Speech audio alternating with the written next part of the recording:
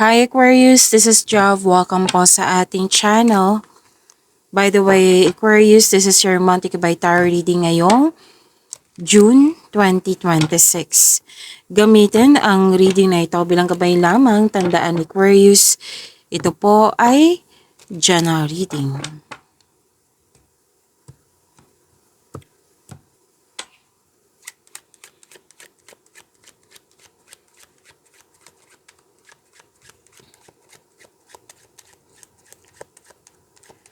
Mga parating pa para kay Aquarius ngayong June 2026.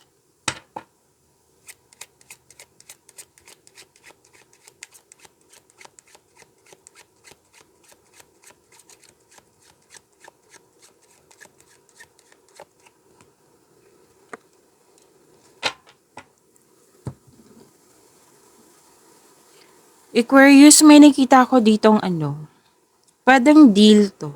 Professional deal. Nagkasundo. May man in uniform dito na nagsabi ng balita. Opo, balita ito. Pwede din sinabihan ka na about rules sa isang building, house rules.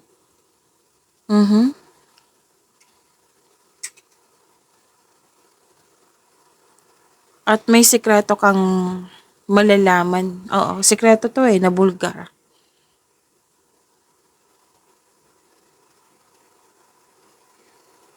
So, professional dealings, may tao na nagsabi ng news comes from this person, lalo na itong man in uniform na nakikita ko dito. Yes, lalaki po ang nakikita ko dito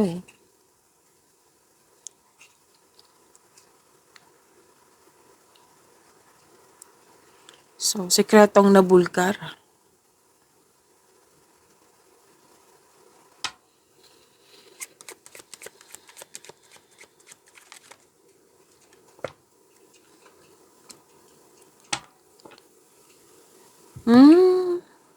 Andito pa rin siya. Aquarius. Pero din challenge mo yung sarili mo. Kasi may target ka. Let's say target sa sales. Na challenge mo yung sarili mo. Or di kaya may concern kasi dito sa isang tao like, kahit anong gawin ko, kontra talaga kami. Yung iba talaga yung ugali niya at sa iba ang ugali ko at iba ang ugali niya, hindi kami magkakasundo. Opposing ideas. Na-realize mo to So, sinabi ng card dito, na-realize mo na hindi kayo magkakasundo. Basta sikapin mo huwag ka magpa-apekto. Kasi some of you na-apektuhan, na-trigger yung weakness mo, nagkaroon ng self-doubt. So, sabi ng card, at least alam mo na may impostor ba, may nakipag-compete sa'yo. Yes, may nakita kasi kung rivalry dito, competitor. This is enemy. Sinabi to ng card ha. Dalawang card mismo nagsabi dito na may sikreto talagang mabubulgar.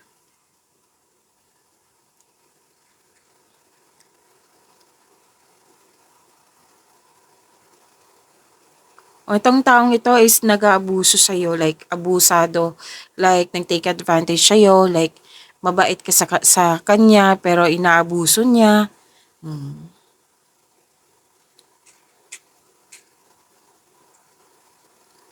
Gusto ka niyang kausapin, no?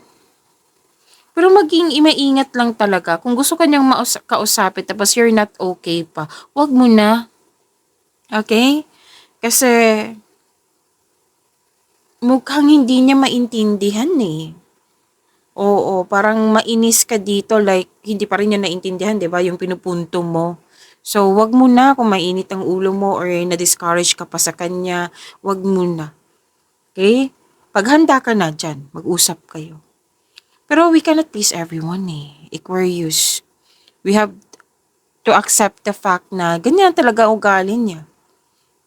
Maybe hindi pa kayo kilala, ganyan na talaga ugali niya. Or pwede din influence sa ibang tao 'to kasi ganyan yung kaya na ganyan yung ugali niya. Or puwedeng bigla na nagbago itong taong ito. 'Yan, we cannot please it kasi choice niya 'yan.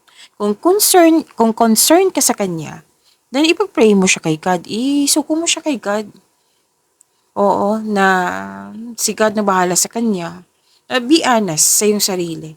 Like, God, itong taong ito, hindi ko siya talaga maintindihan.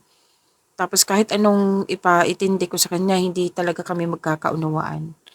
Isuko ko si full name, state mo yung full name niya. Pero kung gusto mo makipag-ayos or magkaayos kayo, then ask help kay God. Hingi ka ng divine assistance. Okay?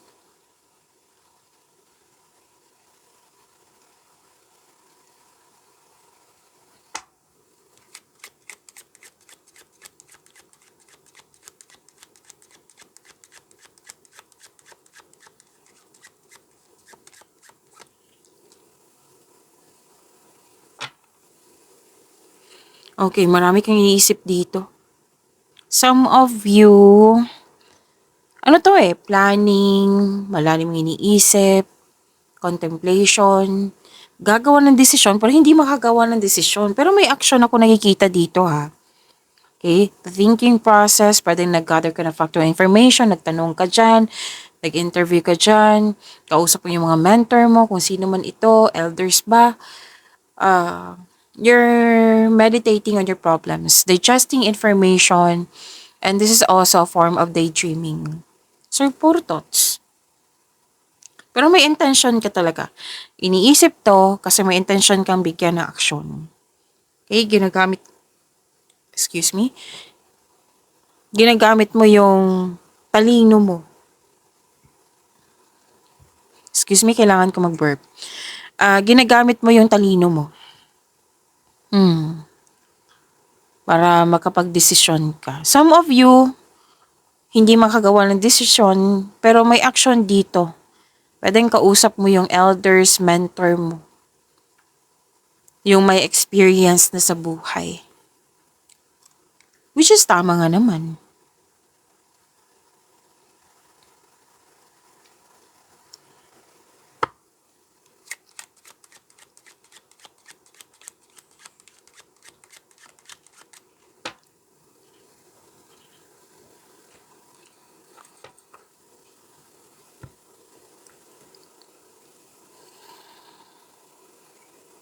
Okay.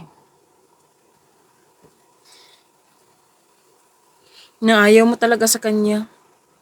Kasi may may nagsabi sa akin ngayon na ilang beses mo na siyang binigyan ng chance pero hindi pa rin nagbago. Kasi ano yung nakatrigger? Sinungaling. Na-trigger ka talaga kasi nagsinungaling siya. Hindi siya totoo sa'yo. Traidor. Mapanlinlang. Hindi sincere. Kumbaga, ayaw mo sa mga plastic or sinungaling na tao. Pero may nararamdaman talaga kung gusto kanyang kausapin. Yes. At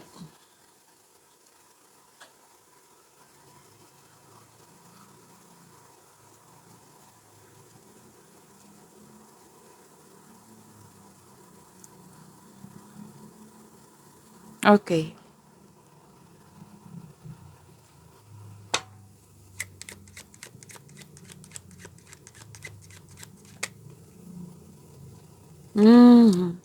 Okay.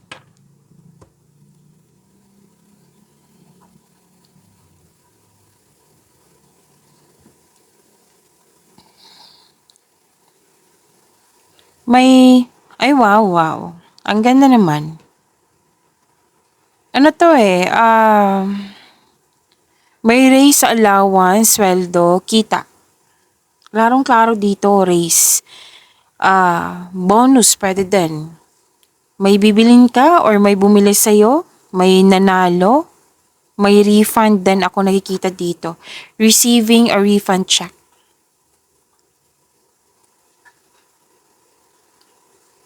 So, may raise or increase. Claim niyo po. Money po ito, ha?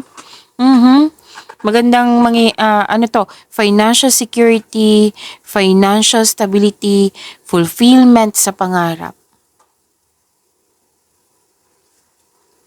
May magandang mangyayari sa yung work environment. Ang ganda nito.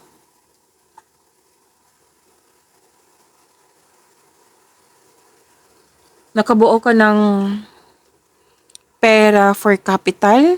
Maaari din na may magbigay sa iyo ng kapital. So, di ba? Ang ganda. Claim niyo po.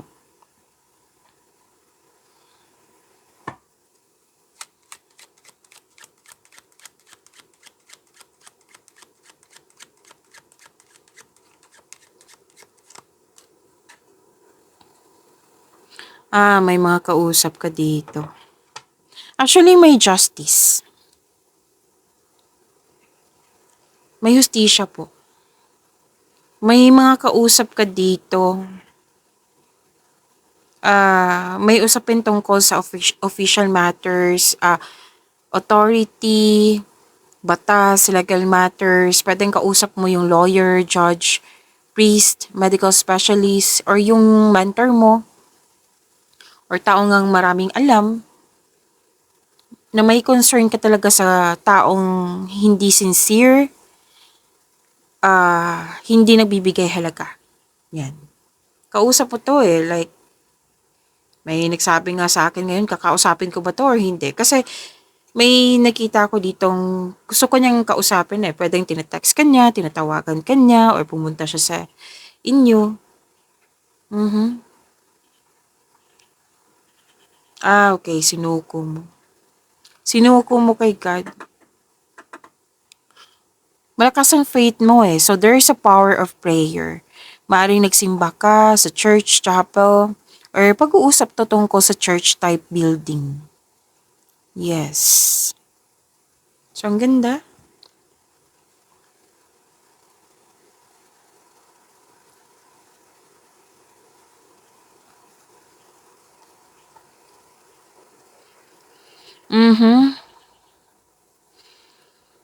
Magkaka-receive ka ng regalo or tulong. Pwedeng may nag-asking favor sa'yo or ikaw yung nag-asking favor at binigyan ka din, pinagbigyan ka. Kasi this is a receiving help or offering help to others. Kaya nga may energy ako nakikita dito na some of you, Aquarius, ikaw yung nagbigay. And some of Aquarius, ikaw yung binigyan. Okay, binigyan ng regalo, pabor ba to? Actually, may development dito, progress, improvement. May energy nga ng babae dito na handa kanyang tulungan. Nagsiserve ka dito So, busy si Aquarius.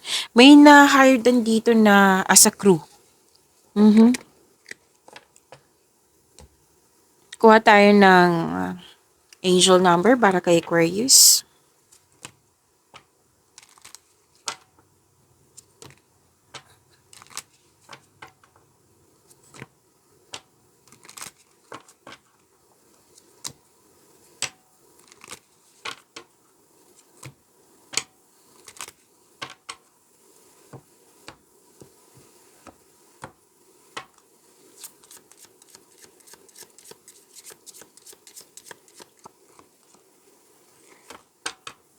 Angel number 143 para kay Aquarius, preparation. Life is filled with phases. The whisper is telling you to prepare for the unexpected and allow change to pass through with a sense of peace. Okay. Naunawaan ko na yung yun kanina lumabas. Okay. Financial and creative changes are upon you. So, kailangan natin banggitin ng twice. I-recite po kasi 'di ba words are powerful and nakakabuti ito sa inyong energy. Okay, so to attract more blessings, let us say the power of affirmation. Let us say, my dreams and desires are coming to fruition, bringing change that I welcome with an open heart and mind. My dreams and desires are coming to fruition. bringing change that I welcome with an open heart and mind. Ay, wow. So, prepare yourself. Kasi unexpected change to. A sudden change. So, expect the unexpected. So, desires. Yung desires mo, matutupad na. Yung dreams mo, matutupad na. Magbubunga na. Mag-harvest ka na. So, prepare yourself. Kasi biglaan to eh. Okay? Biglaan. At i-embrace mo tong changes na mangyayari sa iyong buhay. And I consider this is new journey. Fruit yun eh. Nagbunga na yung mga araw-araw mong pagsisikap sa buhay. Okay? Financial and creative changes are upon you. See? Ang ganda. Sinabi naman to kanina, di ba? Na financial stability. And natandaan niyo yung tao na ayaw mong kausapin, na gusto niyang makipag-usap sa iyo. So prepare yourself. Mukhang hihingi to ng tawad sa iyo. At kung magkakaroon man ng forgiveness, ang ganda nito kasi dadagsa yung blessing sa iyo. Like, malalet go na to mga baggages. Yung mga unhealthy connections sa nakaraan, unhealthy attachments sa nakaraan. Okay? So, claim number 143, Aquarius.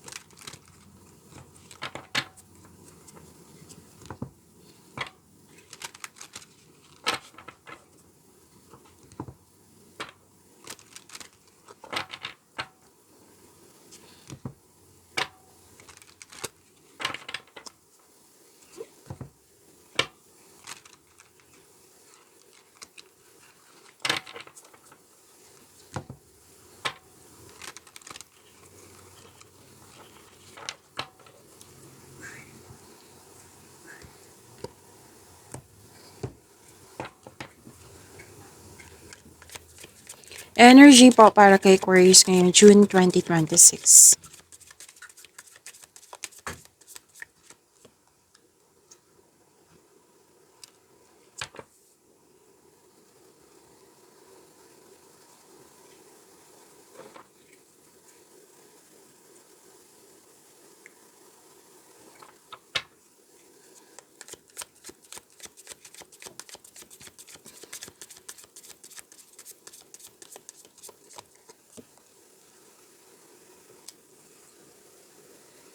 Aquarius, maraming salamat po sa mga hindi nag-skip ng ads. Subscribe na po kayo sa ating channel at click bell notification para updated po kayo sa reading natin. Para po sa mga gusto magpa-reading po, comment po kayo ng personal reading and check my reply sa comment section.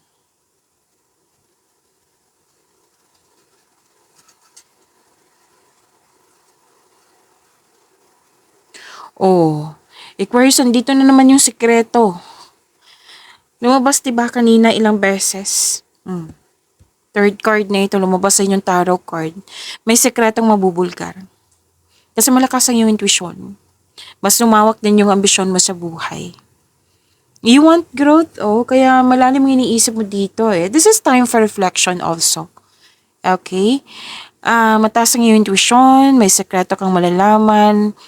Malalaman mo din yung na kung sino yung taong nanloko sa'yo or manloloko po. So, may nakita ko ditong kumbaga rest day, bakasyon. Oo, which is gagawin mo talaga to. Which is advice naman ng court na dapat ikaw ay magpahinga at magnilay-nilay. Babala lang po sa mga kaaway na nagtatagong anyo. Paulit-ulit na yan na sinasabi sa inyo. Aquarius kanina, di ba? So, be careful of seeing things that are not there. Gamitin niyo po yung intuition mo para makaiwas ka sa kanila. At sikapin ha, na huwag magpa-apekto kung pwede po. Sinabi yan ng card niyo kanina. So may sikretong mabubulgar, kung malapit to sa'yo, mag-uusap kayo, magkakaroon kayo ng honest conversation. Yes. Or kung hindi man to malapit sa'yo, nalaman mo lang. Wala naman, so far, wala naman ako nakitang aksyon dito. Nalaman mo lang.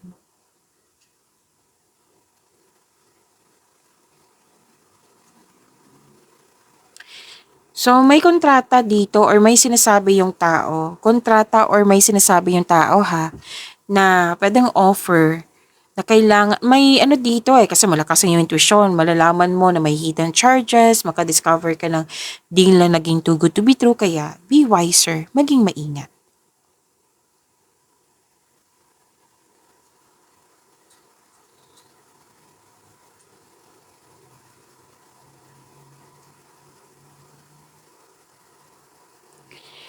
Okay, ang ganda nito, success, enjoyment.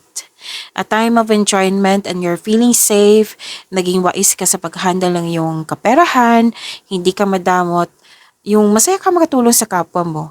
So, bakasyon pa rin yung nakikita ko dito.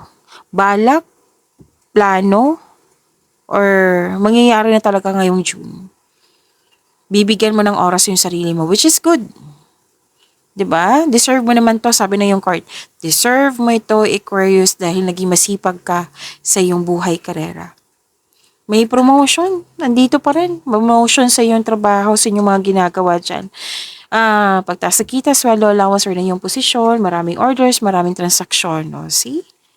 So this is your lucky month. Lucky month ha, Lucky. Lahat ng tinanim mo nagbo-bloom. So harvest po ito.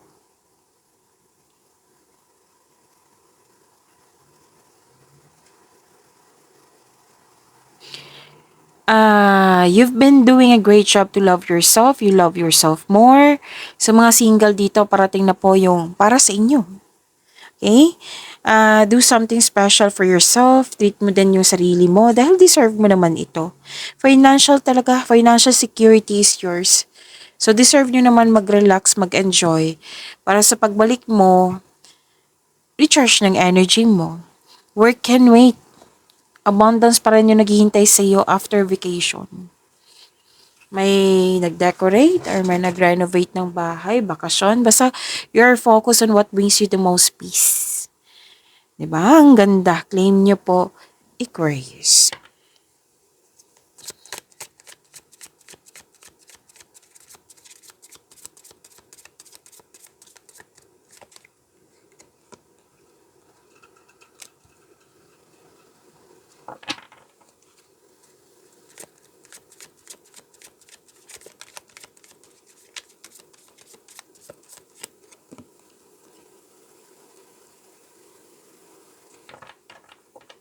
Or you earn money ni Aquarius. Ang ganda. Ah, okay. May sabi kasi ang card nyo dito, di ba? Maraming transaksyon. Di ba? Sinabi kanina paulit-ulit na different card po siya. Ah, sabi kasi ng card dito, wag mag-say yes ng yes na hindi naman akma sa inyong schedule para maiwasan tong burnout na ito.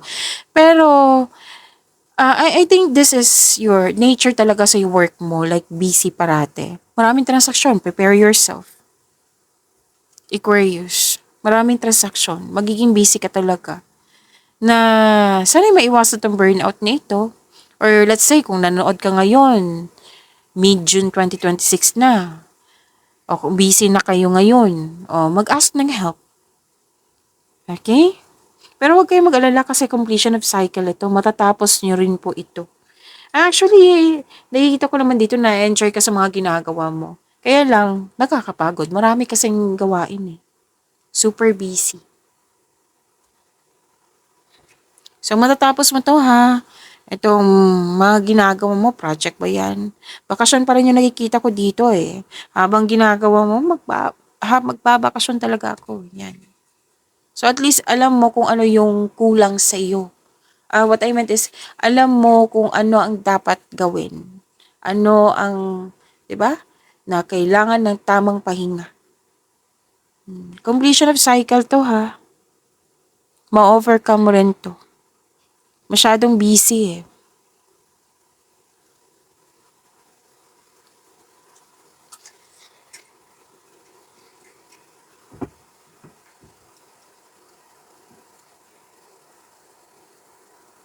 Okay, mas lumawak ang misyon. Kanina pa 'to nag-clarify dito. You have personal power. May nagpapatayo ng structure, oh. Kung dati disbalanse, ngayon magiging balanse na. Opo. Victory 'to, eh, mahigit pa sa success. Sabi ko naman sa inyo, eh, completion of cycle. To completion of cycle, ito din. So, success, mahigit pa sa success, victory po, tagumpay. Okay? Kampante ka sa kung anong sitwasyon ka, kampante ka sa natapos mo, at yan, successful, victory, claim. Yung masusunod talaga yung gusto mo, ideas, plano, authority person.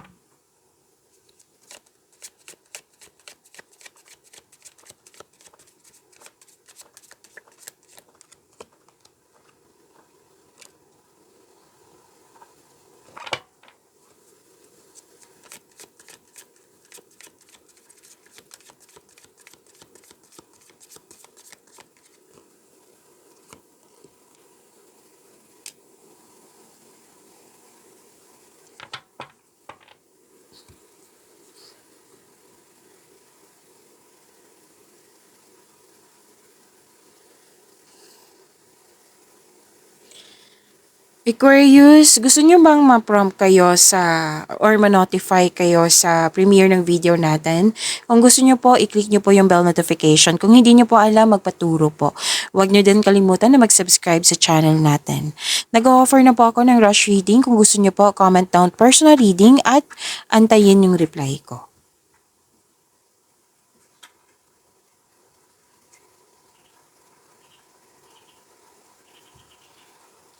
Okay, love life, self-love, partnership, and romance. May energy dito na parang bagong kaibigan, maliligaw or niligawan mo, na masyadong malakas ang energy. It might be kapwa nyo to, air signs, Gemini, Libra, and Aquarius, na kailangan kasing kilalanin ng mabuti. Pwedeng totally stranger. Let's say, kaibigan mo, hindi mo siya alam kung paano siya magmahal, di ba? So, basta hindi mo siya masyadong kilala. So, kilalanin ng mabuti. Okay? Parang kinukulit ka dito, eh. Let's say, lalaki ka, tapos ang babaeng ito, sinabihan ka na gusto kita, mahal kita, gusto kong maging girlfriend mo, ganun. Okay? Kung babae ka man, pwedeng makulit yung maniligaw mo. Masyadong malakas yung energy niya, eh. Maprangka, mabilis, mag-approach. Yan. So, kapon yung air signs. Okay.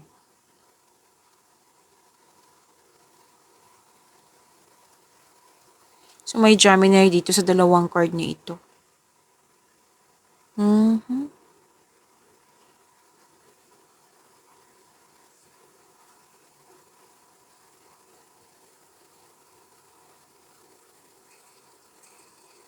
At sabi din dito, kasi this is destiny, eh. May mangyayaring naka-destiny sa inyo.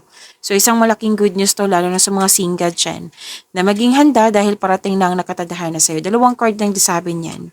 Sa mga marelasyon sa buhay mag-asawa, masaya, mahal na mahal niyong isa't isa, at very supportive kayo sa mga ginagawa o plano niyo sa buhay.